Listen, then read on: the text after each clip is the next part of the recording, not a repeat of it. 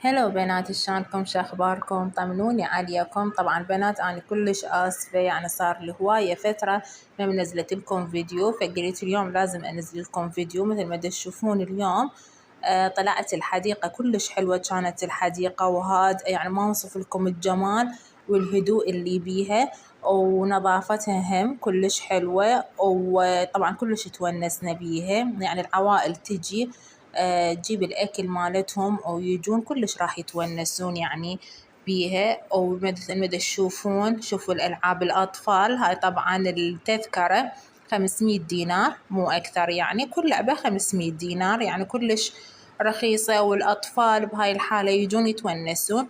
وعندهم يعني مطاعم بيها طبعا داخل الحديقة، مطاعم مثل ما تشوفون انو أسعارهم كلش رخيصة.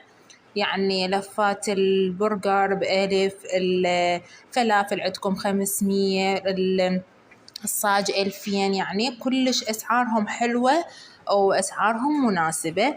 يعني أنصحكم إنه تجون لهاي الحديقة لأن كلش هاد أو حلوة وألعابها حلوة، وراح تتونسون انتو والأطفال بيها، لأن يعني شلون نظيفة وحلوة ومأمنين على أطفالكم، وأكو